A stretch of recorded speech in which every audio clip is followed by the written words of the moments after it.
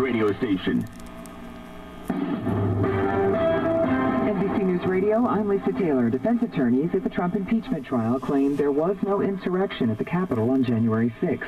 Trump lawyer Bruce Castor said Friday there was a lack of planning by the mob to take over the government and clearly no insurrection. Closing arguments will be made today in the Senate impeachment trial.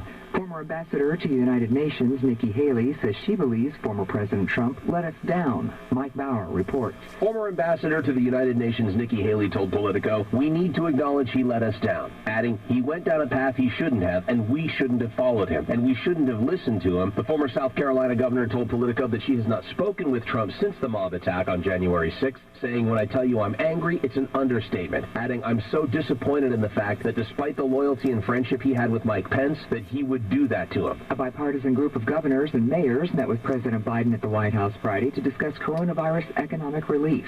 After the meeting, Maryland Governor Larry Hogan issued a statement saying he appreciated the opportunity to meet with Biden and Vice President Harris and work together to end the pandemic. Baseball's Hall of Fame is canceling its traditional outdoor induction ceremony for the second year in a row due to the coronavirus pandemic. Matt Mattinson has more. The public health crisis forced it to be called off last summer for the first time since 1960. The plan is to hold an indoor televised event on July 25th for former Yankees great Derek Jeter and others who made the Hall of Fame last year but were never inducted. No new inductees were chosen for this year's class. Coronavirus expert Dr. Anthony Fauci says Americans should expect to continue wearing masks for the next several months. Speaking on ABC's Good Morning America, Fauci said until 70 to 85% of residents are vaccinated against the coronavirus, people will have to continue to wear masks. According to Fauci, anyone who wants to get a vaccine should be able to do so as early as April. You're listening to the latest on NBC News Radio. More details are coming out about Bruce Springsteen's arrest for DWI in November in New Jersey. Court documents show Springsteen told park rangers he had done 2 shots in the previous 20 minutes, but wouldn't take a breathalyzer test. It happened at Gateway National Recreation Area. The arresting officer said he saw Springsteen take a shot of tequila and then get on his motorcycle. No comment yet from Springsteen on his DWI. Spirit Airlines is hanging out the Help Wanted sign.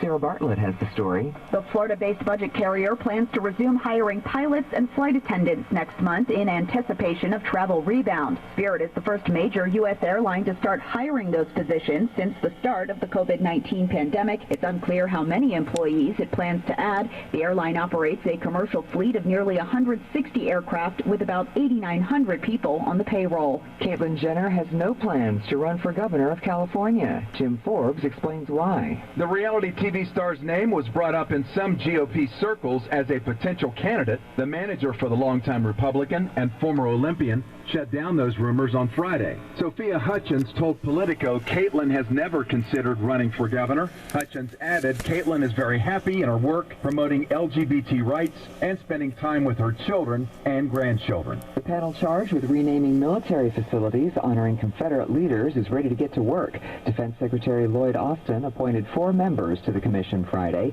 The new members include a retired admiral, 2 retired generals, and a former State and Defense Department official.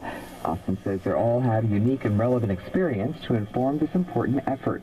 The agenda includes renaming 10 of the Army's military and other property controlled by the Defense Department. Lawmakers also made appointments to the commission. New safety guidelines will be in place for Sunday's running of the Daytona 500. Temperature screenings will take place before going into the speedway, and face coverings will be required inside. Lisa Taylor, NBC News Radio. Everyone loves